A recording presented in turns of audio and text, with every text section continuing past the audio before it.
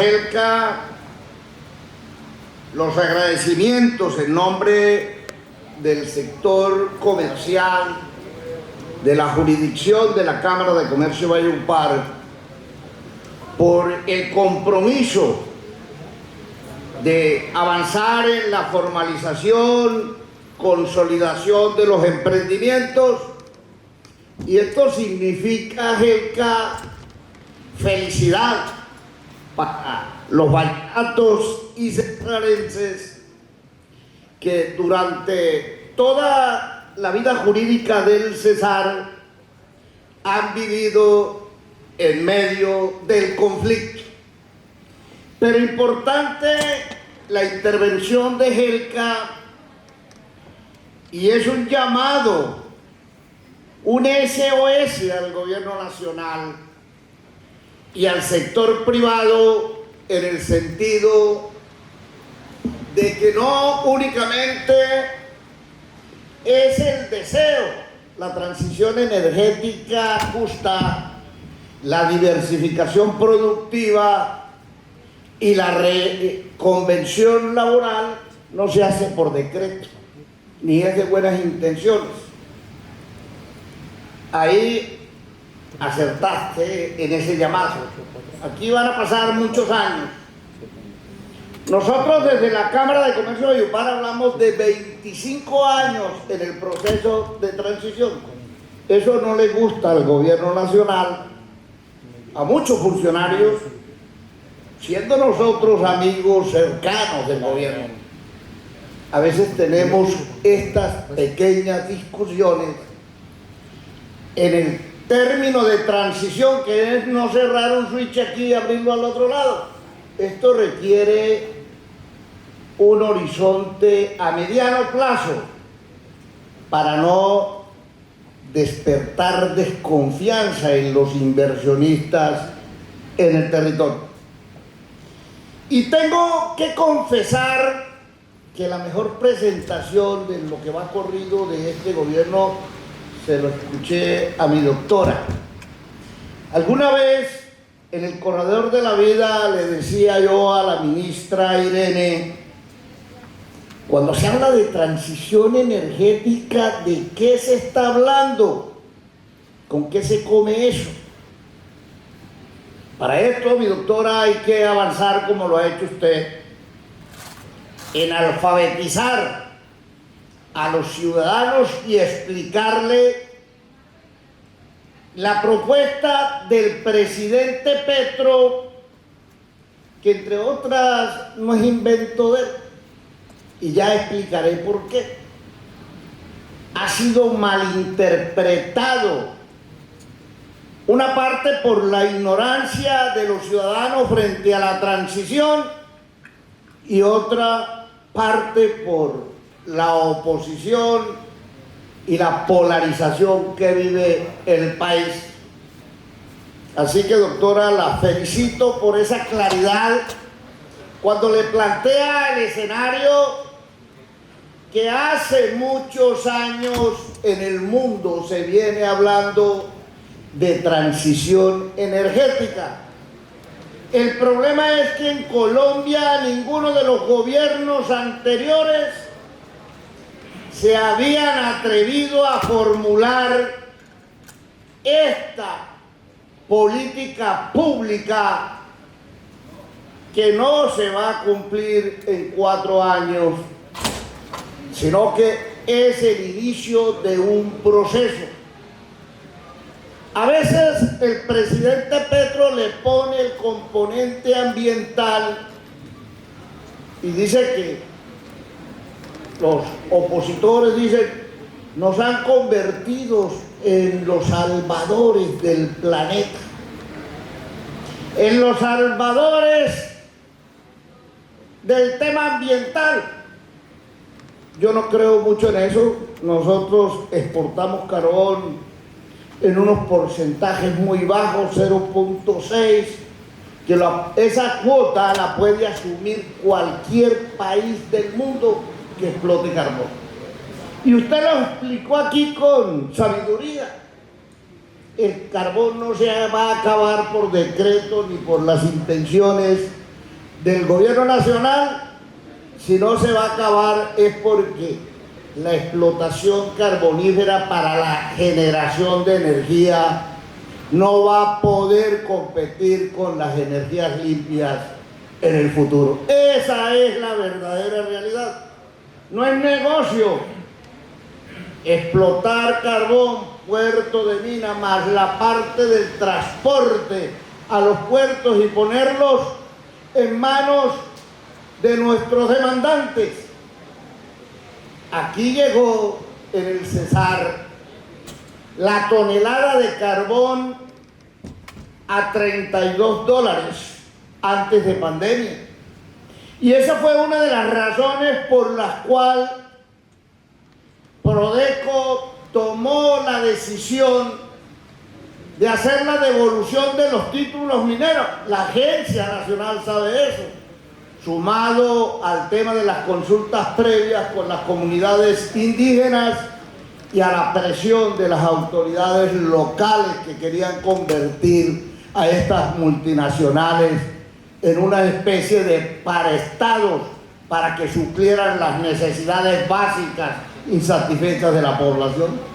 Lo que pasa es que Prodeco se pegó un tiro en la pierna, entregó los títulos y aquí llegamos a 342 o 343 dólares tonelada, y muchas de las empresas mineras en el territorio, mi doctora, vendió anticipadamente su explotación y los puso en sus contratos con unos precios que podría estar arriba de los $100, donde seguramente se va a estabilizar el precio de la tonelada de carbón en los mercados internacionales. Y qué bien que aquí se hablara por parte de GELCA, de CNR, Patria Energética. Es un ejemplo de empresarios en el territorio y empresarios nacionales que recuperaron la mina CNR, hoy generando más de 1.000 empleos, y están pendientes de que el gobierno tome la decisión, y en especial la Agencia Nacional Minera, que había abierto una ronda antes de posesionarse este gobierno y que les dio miedo al final adjudicar esos títulos devueltos por Prodeco. Y hoy estamos en la discusión porque para eso se creó Patria Energética, para ayudar al gobierno nacional en la transición energética justa en el territorio, y se han presentado dificultades. A veces en esto no nos entendemos siendo amigos del gobierno nacional. Prodeco se fue y perdimos 5.000 empleos directos en el territorio y 25.000 indirectos, generando pobreza, miseria e ingobernabilidad en el corredor minero. Así que estamos de acuerdo, mi estimada funcionaria de la Agencia Nacional Minera. También me llamó la atención la intervención jurídica que realizara aquí el director de Corpocesar, bien aterrizada, académica y jurídica. Pero le llama a uno la atención qué pasa con las autoridades ambientales, porque uno de los problemas que hay en el Cesar, concretamente con Prodeco, es que no se han podido cuadrar las cuentas de las compensaciones ambientales. Y ha señalado la misma Agencia Nacional Minera que por lo menos nos podemos gastar 5 a 7 años para cuadrar esas cuentas, y es una de las razones que aduce el gobierno nacional para no terminar el proceso de la ronda de adjudicación de esos títulos mineros.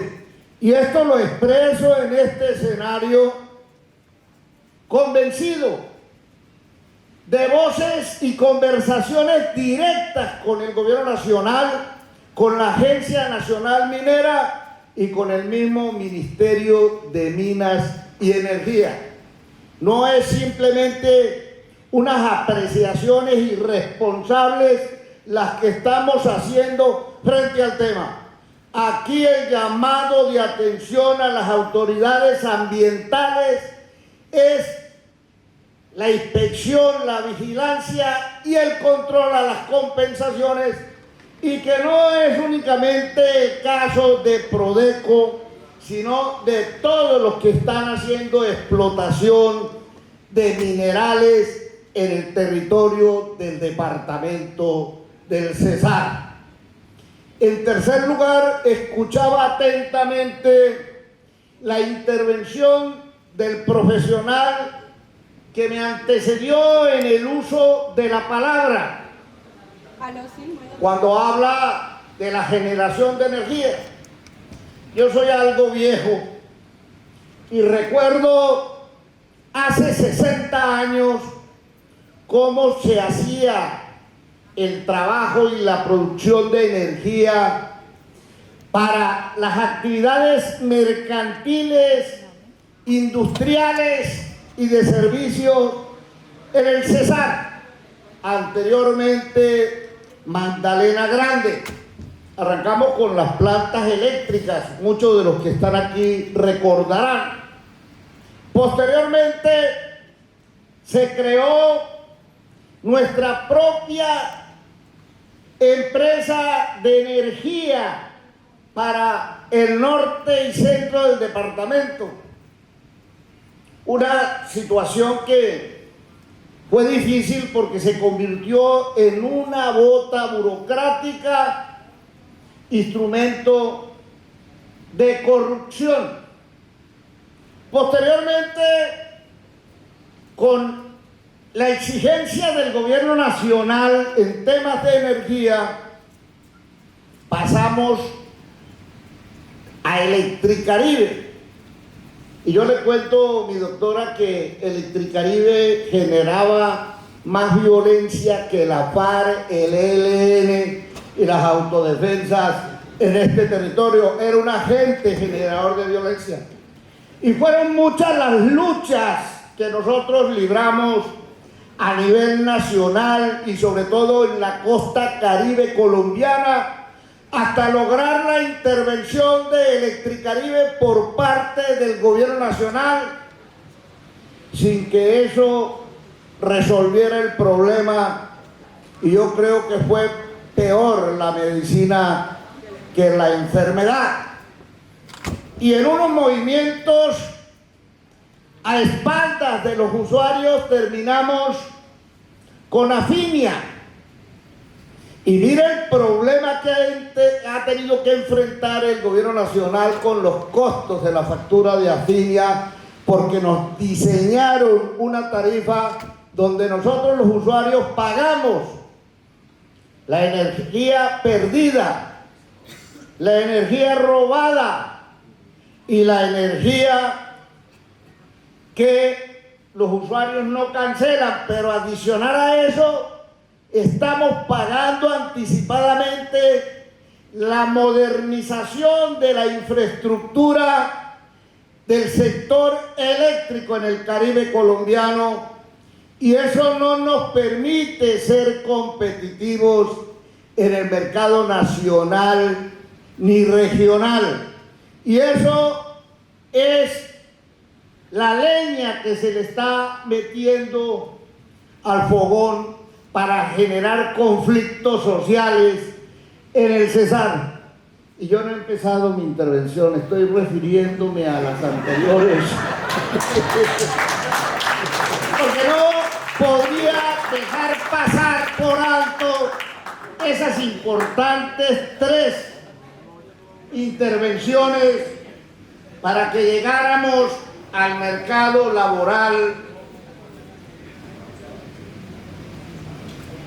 de Valledupar y al Cesar. En plena pandemia estuvimos en un desempleo del 24%. Hoy hay una buena noticia para el Cesar en la última informe del DANE. estamos en el 12,6%, por allá en el sexto puesto a nivel nacional, cuando antes, en pandemia y pospandemia, ocupábamos el indigno puesto número 1. Observen que en esta región del país hay alrededor del 65% de informalidad, Helka, que hemos venido enfrentando. Y yo quiero decir aquí algo. La informalidad que estamos hablando no se combate con políticas públicas alrededor de la economía popular. Sobre esto hay que hacer claridad de qué es economía popular. Yo se lo dije al presidente Petro en una intervención hace algunos meses aquí en Valledupar. La economía popular no puede hacerse la lectura de ser un instrumento para la informalidad a ultranza. No puede ser un instrumento para el lavado de activos, para la competencia desleal y para la economía subterránea.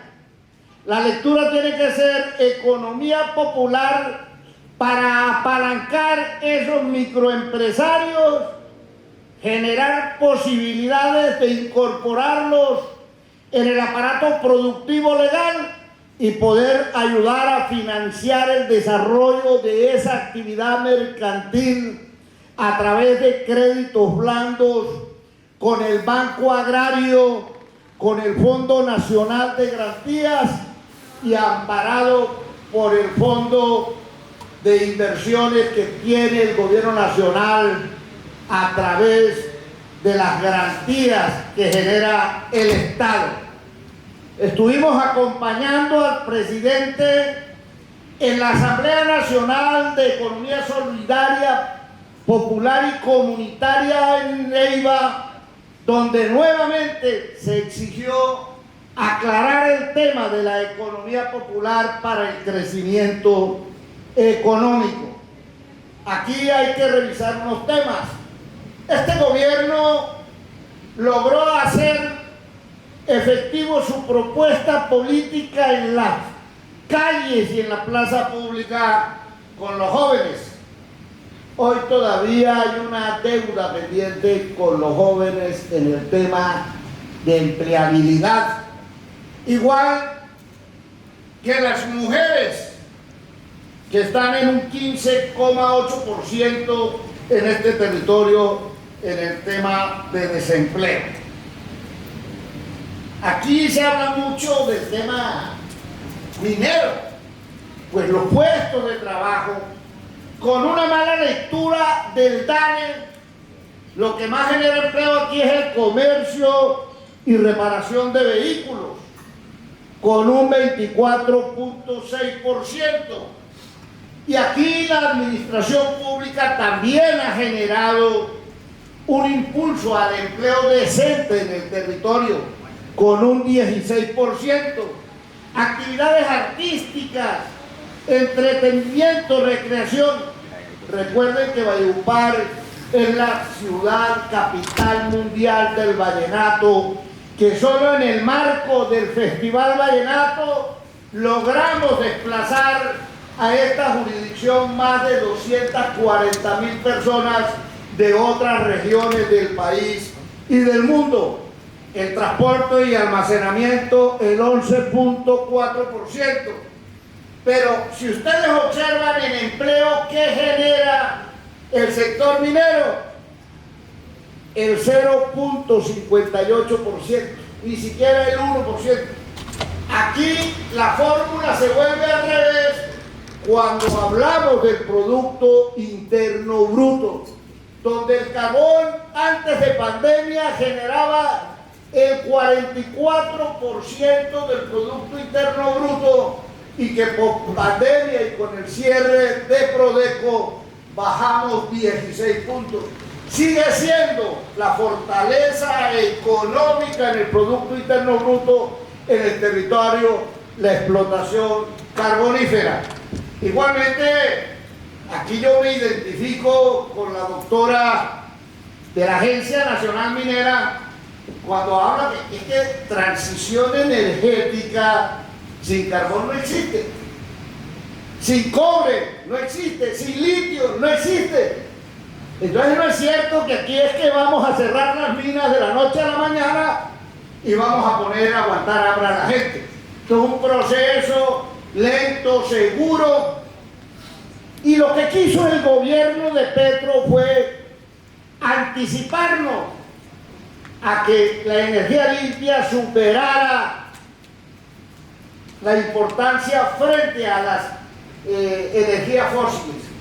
Lo que no había hecho ningún otro gobierno es un llamado de alerta, es un SOS para que vamos haciendo la diversificación productiva cerca en el territorio. Y aquí las universidades levantaron un estudio científico y técnico frente al tema con el acompañamiento del sector gremial y el Ministerio de Minas y Energía, donde se identificaron con claridad las apuestas productivas, como es turismo, como es cultura, como es agricultura. Y aquí me voy a detener un minuto y voy a tratar de ir cerrando. Es el tema agrícola y ganadero del departamento del Cesar. Aquí hacer la transición del carbón hacia el sector agropecuario es una situación difícil. Tenemos un aparato productivo primario obsoleto que lo abandonamos hace 30 años para mutar al carbón y por los efectos de las organizaciones criminales en el territorio. Le pedimos al gobierno nacional implementar en el Cesar, al igual que en el resto del país, el punto 1 de los acuerdos de La Habana en temas de vías terciarias, en temas de asistencia técnica, electrificación, vivienda, salud, educación, mercado y créditos blandos para los productores del campo. Ahí está una parte de la transición que está planteando el gobierno nacional. En el corredor de la vida, anteriormente corredor minero, viven 209.000 habitantes cuya subsistencia depende en un 90% de la explotación minera. No podemos sacar un empleado de cualquiera de las multinacionales que hoy se gana 10 millones de pesos a criar pollos o a sembrar alevinos. La situación del corredor de la vida es crítica, generando ingobernabilidad y la reaparición de organizaciones criminales que quieren ejercer control territorial. Allá en aquella gráfica pueden ver ustedes cómo ha decrecido cada una de las actividades económicas que se desarrolla en el territorio. Aquí la pobreza es inmarcesible. Este es un departamento de pobres, un departamento donde hay 430.000 víctimas del conflicto armado, donde tenemos alrededor de 150.000 migrantes venezolanos, además de nuestros propios pobres que no tienen empleo. Aquí el SENA hace unos estudios, el DANE hace unos estudios para determinar la tasa de desocupación que hay en el territorio. Aquí lo que hay que hablar es de empleo decente, empleo digno, y no si la gente devenga en los últimos 15 días de cada mes algo de dinero para el sustento de su familia. Ahí tienen ustedes rápidamente todo lo que es las cifras del departamento del Cesar en incidencia de pobreza multidimensional y también de pobreza multidimensional según sexo. Aquí encuentran ustedes las causas de nuestra pobreza. el analfabetismo, el bajo logro en estudios, el material inadecuado de las escuelas, etcétera, etcétera. Aquí hay una situación que hay muy importante en el tema de sectores potenciales del territorio para generar empleo, crecimiento económico y riqueza, que es la agroindustria. Aquí no podemos seguir vendiendo el lote de ganado en pie. El departamento del Cesar hoy tiene 1.500.000 cabezas de ganado, de los cuales 400.000 son multipropósitos, pero no tenemos valor agregado en la transformación de la carne y muy poco en la leche. Energías renovables.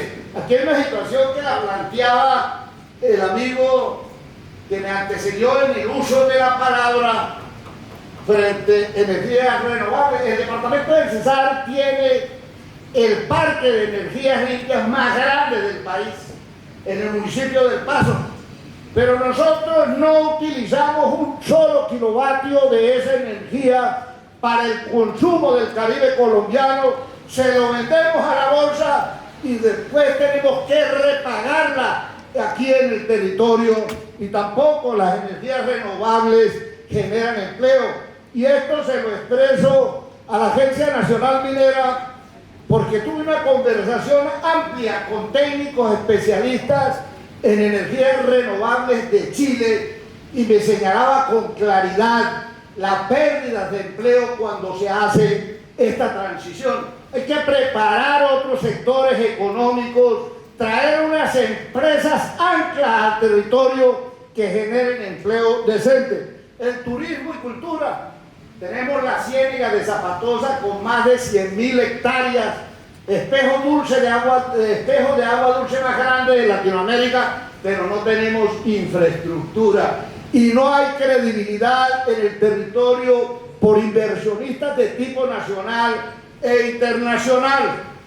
Y tenemos café, los cafés especiales más exigidos en Colombia y en el mundo. 32.000 hectáreas de café, de los cuales 10.000 son cafés especiales, y en expresión de la Federación Nacional de Cafeteros podemos llegar a 120.000 hectáreas, lo que generaría tranquilidad en el empleo y la pacificación de esos territorios. Y bueno, me pudiera quedar aquí otra hora contándoles todos estos temas de lo que está pasando en Cesar y cómo podemos ayudar al gobierno nacional para lograr avanzar en la transición energética justa, la diversificación productiva, la generación de empleo y la paz total tan anhelada en el Cesar. Muchas gracias.